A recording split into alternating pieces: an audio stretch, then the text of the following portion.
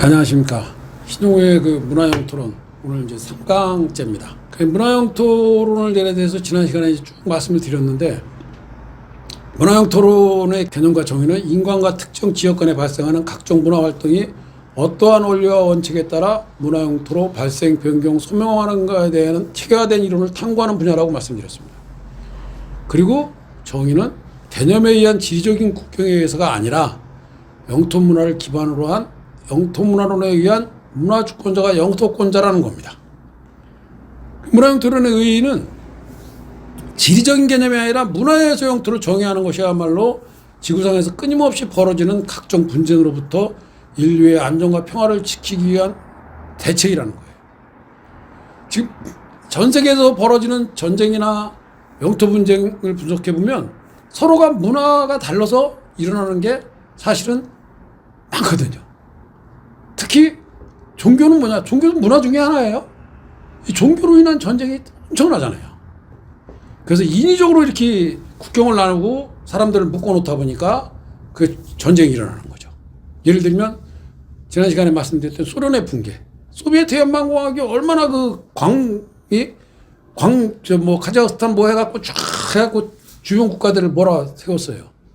하지만 그게 어느 시간이 지나니까 각자의 길을 찾아서 각자의 문화를 찾아서 가다 보니까 결국 소련이 붕괴한 거잖아요. 그리고 그 중국 자치구의 독립투쟁, 잊을만 하면 나오는 그 문제들, 또 그 핍박, 신장 위구르 지역에 대한 인권 문제는 지금도 말도 못 하잖아요. 중국하고 미국하고 싸우는 이유 중에 하나가 그거잖아요. 그리고 이스라엘과 팔레스타인 전쟁, 이것도 문화의 차이죠.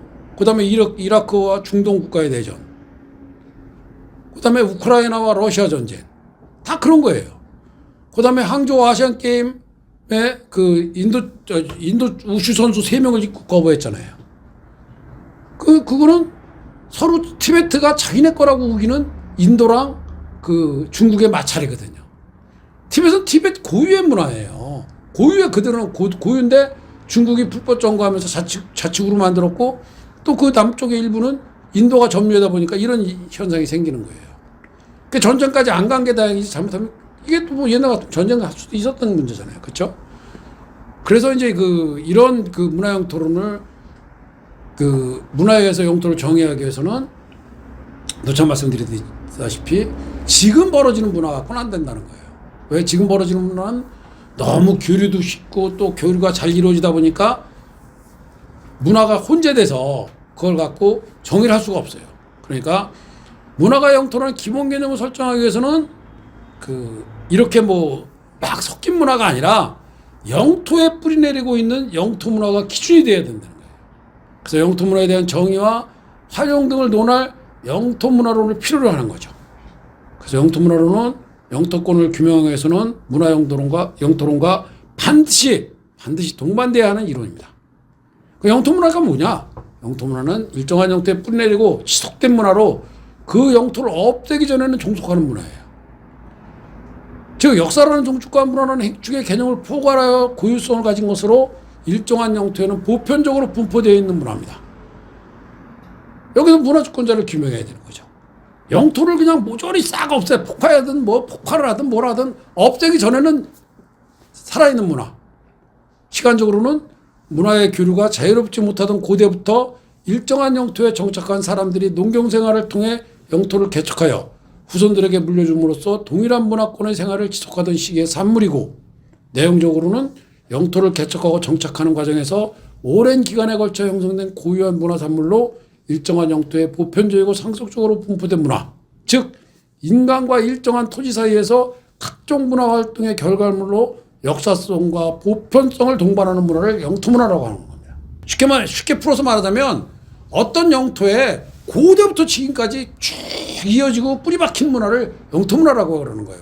물론 그 영토에 살고 있는 사람들의 정신적인 상태, 영토에 살고 있는 사람들의 그 언어, 습관, 관습, 이런 풍속까지 다 포함하는 겁니다. 그 영토문화로는 뭐냐? 그럼 영토문화는 일정한 영토의 상속적인 시간을 동반해 보편적으로 분포되어 있는 영토문화의 실체를 분석함으로써, 그 영토문화의 실체를 분석함으로써 영토의 문화주권자를 규명하는 겁니다. 그 방법, 활용 방법으로는 일정한 형태의 영토문화를 분석해서 역사적, 문화적으로 이걸 분석을 하고 난 다음에 주변에 비슷한 영토문화를 소유한 나라와 민족을 발굴해서 그걸 비교 분석해서 그게 동일한 영토문화를 소유한 민족이나 나라를 일정한 영토의 문화주권자로 규명하는 과업이에요. 그 영토문화를 활용하는 의의는 단순히 역사, 특히 문헌에서 만약에 하려고 하면 요즘에 그게 중국이 하는 일이 뭐예요? 중국 역사학자들 아침 먹고 일어나면 저녁 먹을 때까지 역사 왜곡하는 거잖아요. 서적 왜곡하는 거예요. 번역 왜곡하고. 그 역사는 그렇게 왜곡될 수 있어요. 그게 대표적인 게 동국공정이잖아요. 그런데 영토문화는 그 영토를 송두리째 없애야 되기 때문에 왜곡할 수 없거든요. 영토 분쟁적이거나 기타 소유권에 있는 문제가 있는 영토라면 문화주권자를 왜곡 없이 규명할 수 있다는 거예요.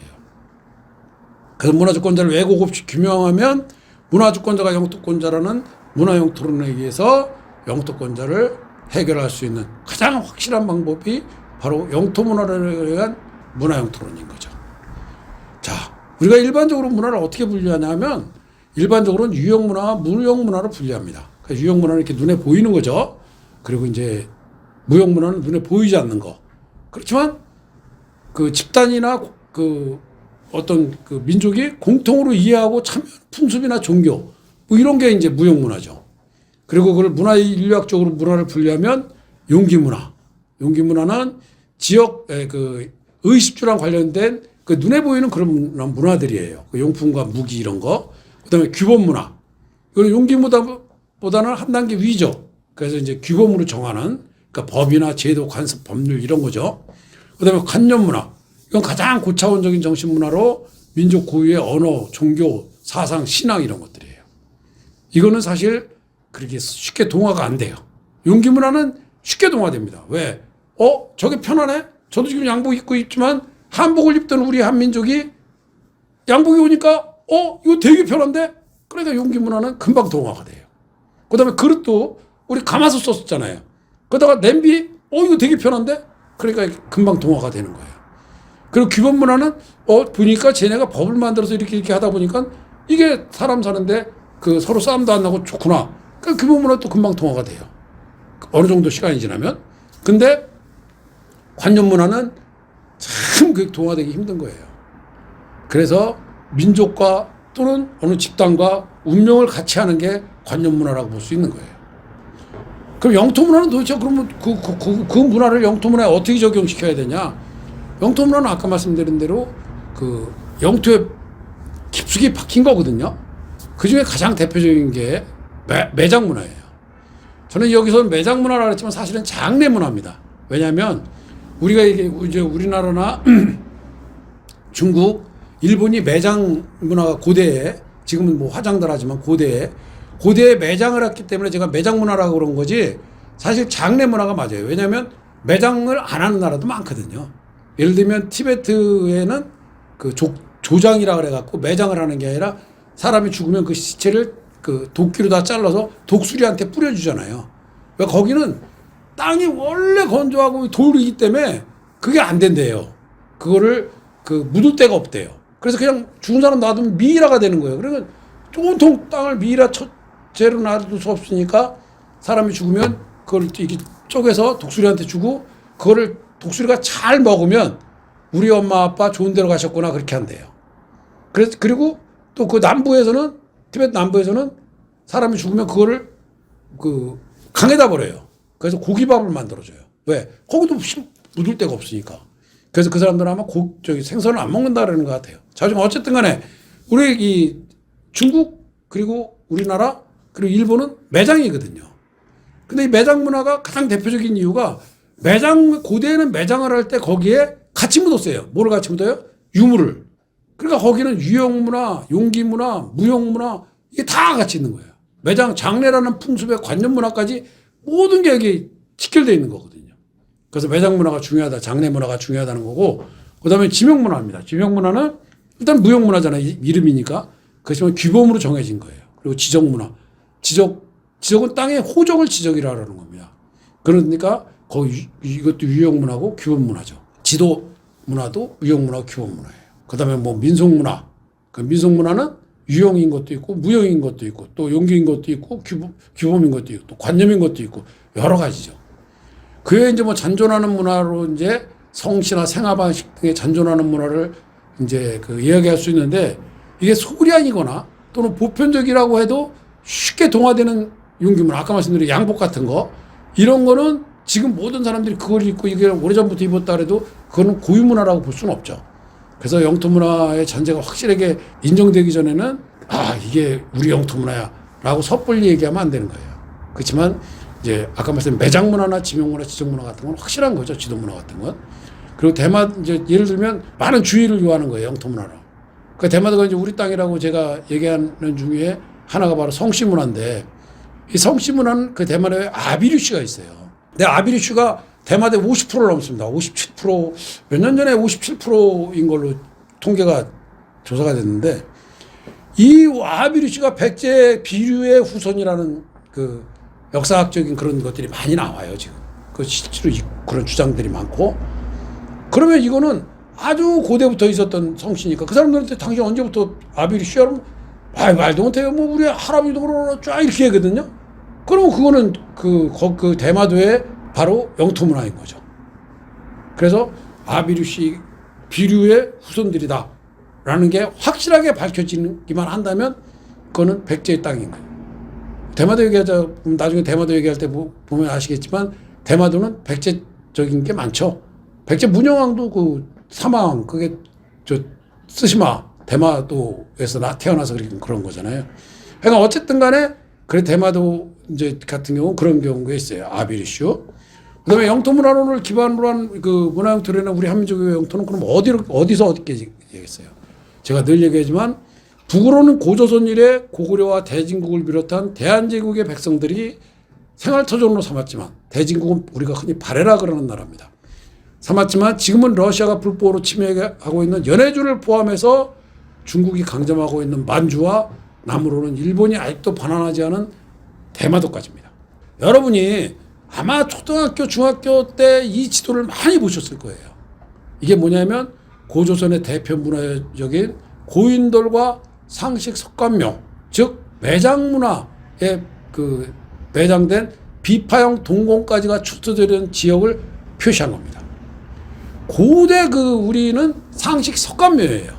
지금도 그대로 그 매장할 때는 그렇게 묻잖아요. 우리 이게 사람을 염해서 하늘을 쳐다보게 하고 밑에 이제 지금 목관묘도 많이 쓰는데 석관묘가 이제 이렇게 석관을 넣고 그리고 사람을 거기다 넣고 이렇게 덮어서 매장하잖아요. 그런데 일본은 고대에는 온관묘였습니다. 중국은 토광묘예요. 그러니까 이게 이렇게 그 만주에서 대마도까지 이렇게 다량으로 발견된다는 거는 매장문화가 고대부터 지금까지 우리는 똑같이 그렇게 하고 있는 거잖아요. 그러니까 이게 가장 큰 그 표식인 거예요. 그런데 그렇다면 그 영토를 왜 그걸 못 지켰어?